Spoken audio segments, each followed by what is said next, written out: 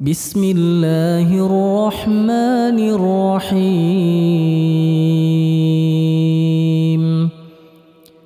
Kenapa Salafi tidak ikut ajaran Imam Ghazali dan Syekh Abdul Qadir Jailani?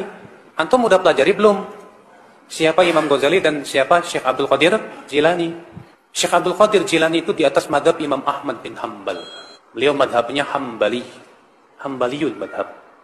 Dalam masalah akidah, beliau ditanya, sebagaimana disebutkan oleh Imam Adzabi dalam kitab Syiar A'lamin Nubala, ketika menerjemahkan biografi Syekh Abdul Qadir Al-Jilani, yang benar Al-Jilani, bukan Al-Jaye, yang benar Al-Jilani, dari negeri Jilan. Beliau ditanya, "Fama aqidatuka ya Syekh?" Apa akidahmu hai Syekh? Faqala, maka beliau menjawab, "Aqidati aqidatus sahabah." Akidahku, aku ikut para sahabat. Kalau gitu antum ikut si para sahabat, jangan hanya sebatas Syekh Abdul Qadir Jilani. Saya punya bukunya yang ditulis oleh siapa, Imam Abdul Qadir Al-Jilani, judulnya Al-Gunyah. Dan ternyata, maaf ya, Syekh Abdul Qadir Jilani keyakinannya bertabrakan dengan kebanyakan kaum muslimin di Indonesia. Karena kaum muslimin di Indonesia banyak menisbatkan kepada akidah Asy'ariyah. Sedangkan Syekh Abdul Qadir Jilani termasuk yang membantah akidah Asy'ariyah. Di mana dalam kitab Al-Gunyah beliau berkata begini, "Wa kana Allahu ala arsy istawa." Dan adalah Allah bersama yang di atas arasy-Nya. Wala yuqal kama taqulul Asy'ariyah. Dan tidak boleh dikatakan seperti yang diucapkan oleh kaum Asy'ariyah, bi annallaha fi kulli makan, bahwasanya Allah di setiap tempat. Jelas, kalau antum enggak percaya silahkan rujuk kitab Al-Gunyah tulisan Syekh Abdul Qadir Jilani. Tegas di situ beliau mengatakan begitu. Saya pernah, Pak, maaf saya di salah satu kiai di kampung saya, dia mengkafirkan saya. Hanya saya berkeyakinan bahwa Allah bersama yang di atas arsy. Kata dia, Ustaz Badrul Salam itu kafir. Masa dia mengatakan bahwa Allah bersama yang di atas arsy? Saya bilang, kalau gitu kenapa Bapak tidak mengkafirkan Syekh Abdul Qadir Jilani? Bapak mengagungkan Syekh Abdul Qadir Jilani. Oh, itu kutub. Ya, wali itu wali. Dalam dunia tasawuf, Syekh Abdul Qadir Jilani itu disebut dengan apa? Al-Ghauth, kutub. Walinya para wali. Sampai derajat yang paling tinggi, Pak. Sampai disebutkan dalam manaqib Syekh Abdul Qadir Jailani, katanya Syekh Abdul Qadir Jailani menempeleng malaikat maut. Ya. Kita katakan, "Taib, Anda menghormati Syekh Abdul Qadir Jailani?" Syekh Abdul Qadir Jailani mengatakan Allah bersamanya di atas arsy. Kenapa Anda tidak kafirkan sekalian? Inilah, ya akhi, memang kita harus membuka pemahaman kepada masyarakat siapa hakikatnya Syekh Abdul Qadir Jailani. Dan Syekh Abdul Qadir Jailani itu hidup setelah imam yang 4. Makanya disebut bahwa beliau di atas fikihnya dalam masalah madhab. Beliau madhab Imam Ahmad bukan Syafi'i beliau, tapi Hambaliyul madhab. Imam Ghazali di akhir hayatnya, beliau sibuk dengan membaca Sahih Bukhari.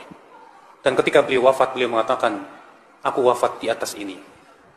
Beliau meninggal dalam keadaan mempelajari Sahih Bukhari. Karena beliau sebelumnya, hidupnya habis dengan mempelajari ilmu filsafat. Habis hidupnya untuk membantah ilmu filsafat, sampai beliau sendiri bingung.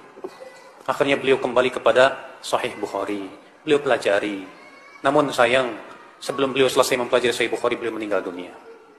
Bahkan Imam Ghazali sendiri mengakui bahwa pengetahuan beliau terhadap hadis lemah. Beliau berkata, "Bidha'ati fil hadits muzjah." Pengetahuan saya terhadap ilmu hadis lemah, kata beliau. Tapi kitab usul fikihnya Imam Ghazali menjadi rujukan para ulama setelahnya. Karena memang beliau cerdas sekali. Nah, sekarang Pak, Imam Ghazali manusia tidak? Imam Syekh Abdul Qadir Jilani manusia tidak? Taib, mereka manusia. Mana yang lebih berhak diikuti, Rasulullah atau mereka? Rasulullah.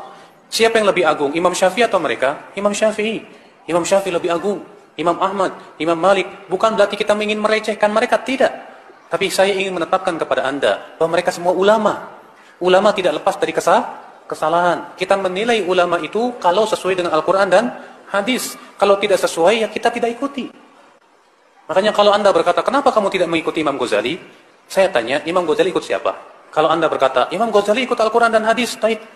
Ya, kita pun sama-sama ikut Al-Quran dan hadis. Kalau pendapat Imam Ghazali sesuai dengan Al-Quran dan hadis, kita terima. Kalau tidak, kita tidak terima. Ya. Demikian pula Syekh Abdul Qadir Jilani. Maka itulah ya akhwal Islam, keyakinan kita terhadap para ulama. Kita hormati mereka, kita cintai para ulama, kita jadikan mereka rujukan dalam memahami Al-Quran dan hadis. Tapi kita tidak mensucikan para ulama, kita tidak mengkultuskan para ulama. Kita mengatakan mereka orang-orang yang diberikan oleh Allah kelebihan, kecerdasan. Namun kalau mereka berselisih pendapat, kita lihat mana yang paling kuat dalilnya. Kesalahan kaum muslimin, Pak, ketika terjadi perselisihan ulama, berdalil dengan pendapat ulama. Padahal kata para ulama, pendapat ulama bukan dalil untuk ulama lain.